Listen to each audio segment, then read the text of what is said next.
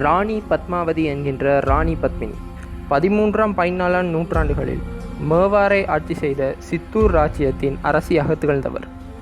இவர் மிகவும் அழகான தைரியமான ஒரு ராணி. பத்மாவதி இலங்கை என்கிற ஸ்ரீலங்காவுடைய இளவரசியாக இருந்த காலத்தில் இவருடைய அழகை பற்றிய புகழ் உலகெங்கும் பரவியது. ரத்தன் சிங் இவரை திருமணம் செய்து கொள்வதற்காக சுயம்வரத்தில் வென்று திருமணம் செய்து கொண்டார்.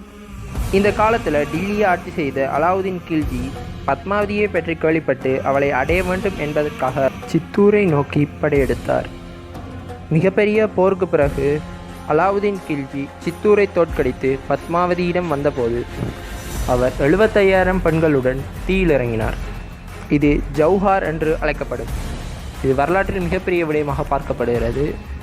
இதனால் கடைசி வரையும் அலாவுதீன் கில்ஜியால் பத்மாவதியை நெருங்கக்கூட முடியலை. இந்த கதையை பேஸ் பண்ணி ராணி பத்மினி டிவி சீரீஸும் 2018ஆம் ஆண்டு தீபிகா படுகோனே நடித்து பத்மாவத் என்கிற படம் வெளிவந்தது குறிப்பிடத்தக்கது.